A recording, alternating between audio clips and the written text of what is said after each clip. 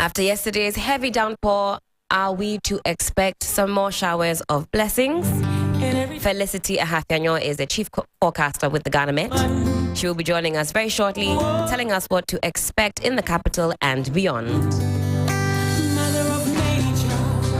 It's always amazing to see women at the helm of affairs. We'll also be looking at the headlines this morning when we get to the news review. For my early risers, do check out 3news.com. 3news.com has the latest in business, sports, world news, politics, entertainment, you name it.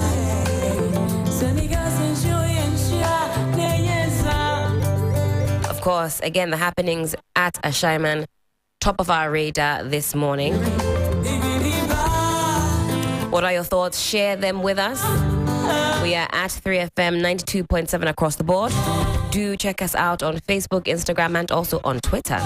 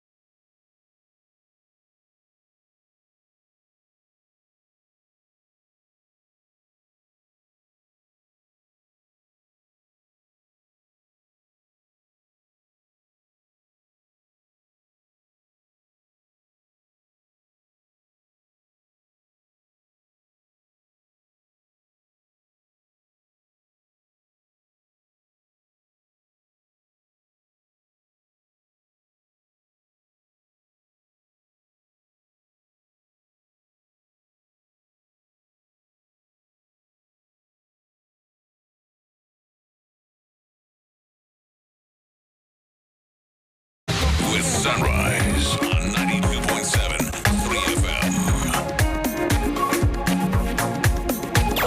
3FM Sunrise.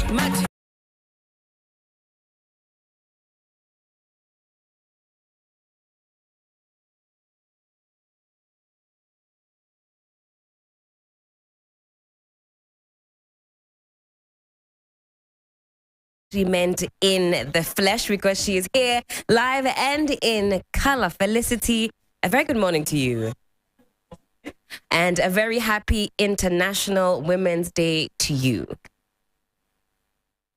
Yes, well, get closer to the mic for me, Felicity. How was your morning? Couldn't enjoy the whole stretch on the bed. Okay. Okay, we love that. Yesterday the weather was something else. We saw that there was flooding after the heavy downpour. Now, was that across the country, the rain that we saw?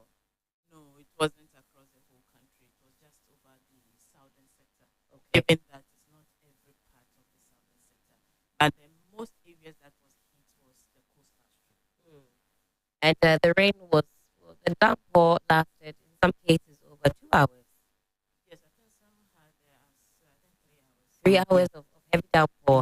I'm lucky in the area that I am, we didn't see too much flooding, but even on our main roads, on the Liberation Road, there was some flooding, and unfortunately, we know that 2 young children lost their lives in the flood. May their souls rest in peace.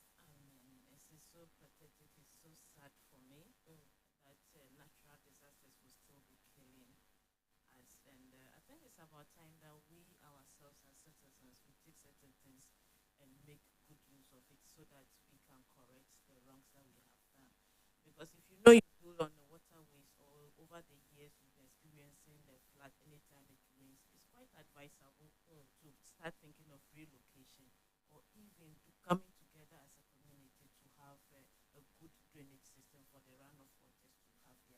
So that's also an alternative. If you can't relocate, at least as a community, there are ways and means by which you can, come up with something, um, to help the community. You see people scooping water out of the bedroom, living room, and so on and so forth, only for the rains to come, and it's the same process over and over again. But are we able to zoom into the weather from here? Oh, yes. Okay, well, Felicity, well, again, good morning to you.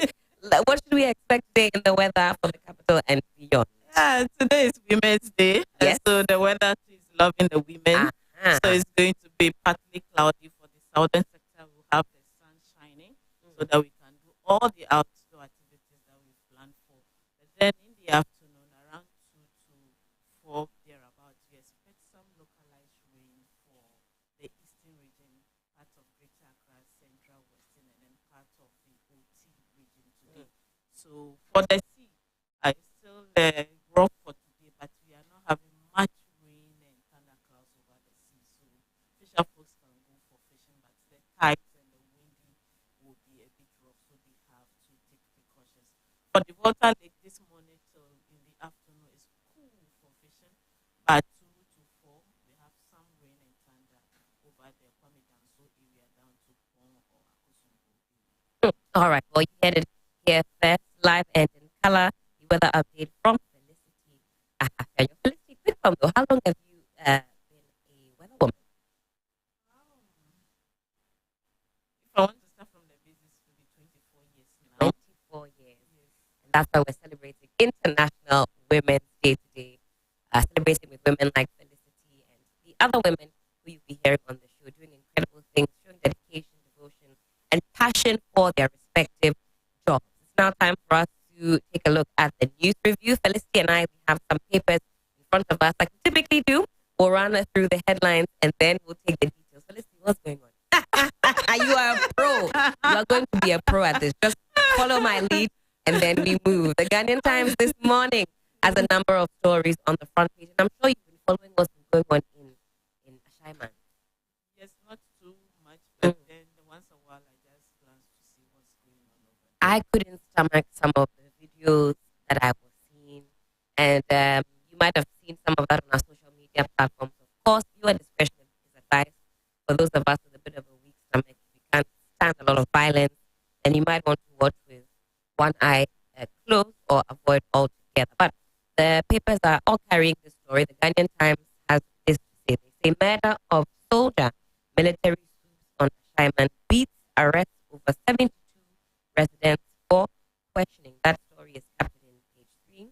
Allegedly, the perpetrators were about 5 in number from the alleged report, but we know 72 residents have been taken for questioning. The reactions to this have been very polarizing. If you go on social media, some are saying, hey, you don't mess with the military. Some are saying, well, we live in a country that has rule of law. Every matter should be investigated in the same manner. We'll talk about of course, as we go on. Adopt the right procedures to resolve labor disputes. Also, government to take delivery of measles vaccines soon. And that's coming from the health minister. Another video that was making the rounds was the discussion or the question time with the ministers in question. The Minister for Information, Kojo Opon-Nkrumah, was also present. And my colleague Crosby put some tough questions to him when we were told to expect the vaccines in some weeks.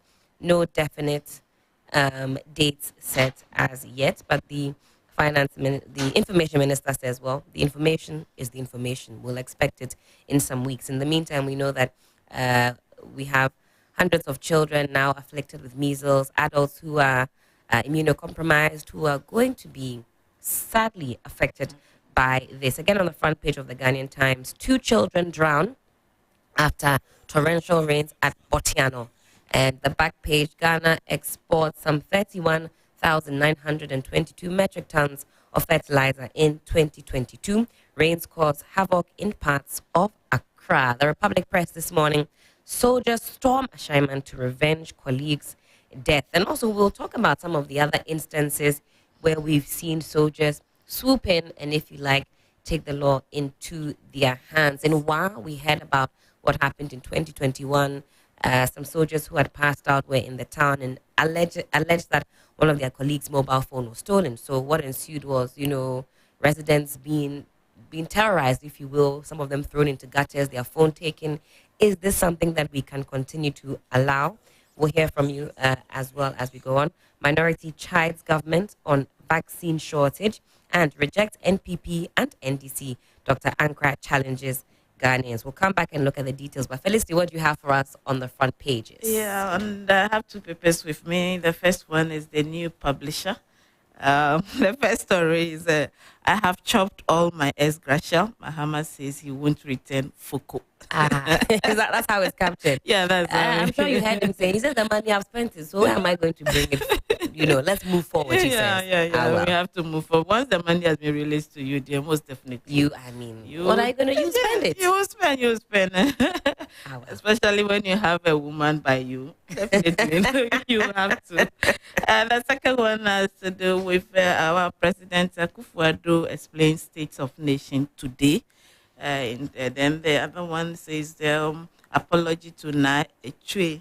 I don't know if I've mentioned that well. Then we have a cybersecurity authority begins licensing of service providers.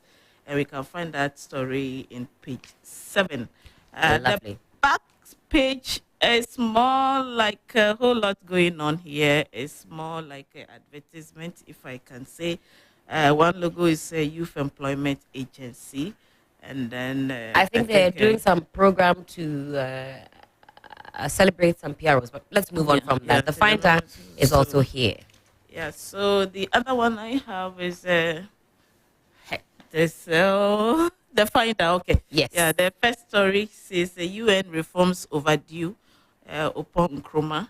And then we have no measles death in 20 years versus arriving soon. We have another one here that has to do with the current incidents that happened at Ashama. All right. Then the flood kills 2 children at Botiano. Very unfortunate. Let's take the details. This one is captured in page 3 of the Ghanaian Times. Murder of soldier, military swoops on Ashaiman, beats arrests over 72 residents for questioning.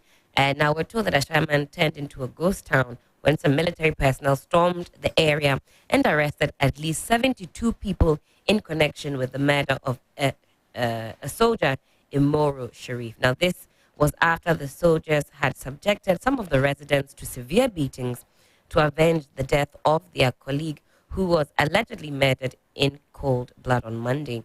Now, after conducting the swoop in the area and arresting some residents for questioning over the death of 21-year-old Imoro Sharif, the soldiers brandishing AK-47 assault rifles cordoned off the Ashaiman roundabout stretch of the road and conducted random searches in some commercial private vehicles.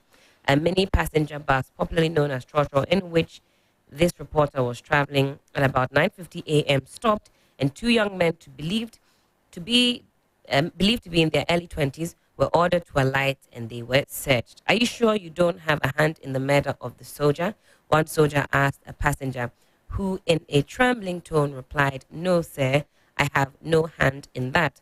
A car was allowed to continue. When the Ghanaian Times reporter got to the Shaiman roundabout around 10:22 a.m., a male passenger was seen pulled out of one of the passenger vehicles and given a few lashes by one of the soldiers, his crime being for failure to comply to the search directive of the soldiers. And we also saw the other excesses and brutality that was met out to some of the gentlemen in the area. Some were pulled out of their homes. You saw them beaten with the back of the guns.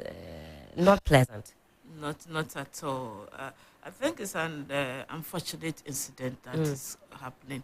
And I will not side with any, but then the military, they may also have a say because of what happened some time back when Major Mahama was brutalized and then killed. Up to now, I don't know if there is any findings or if there is any conclusion. The case is still ongoing. It's still ongoing. That's right. Then we have, I think there should be the 3rd one in a row. So if as a service that in the past we do tremble at them, but now it's looking as if any person can just get up and deal with an individual person, I think it's not fair. But for them also going into the community to retaliate, let me put it that way, it's not the best thing. Yes, they could do it amicably and then come to a conclusion. But I'll plead that whoever has the information should just release it so that peace prevailed.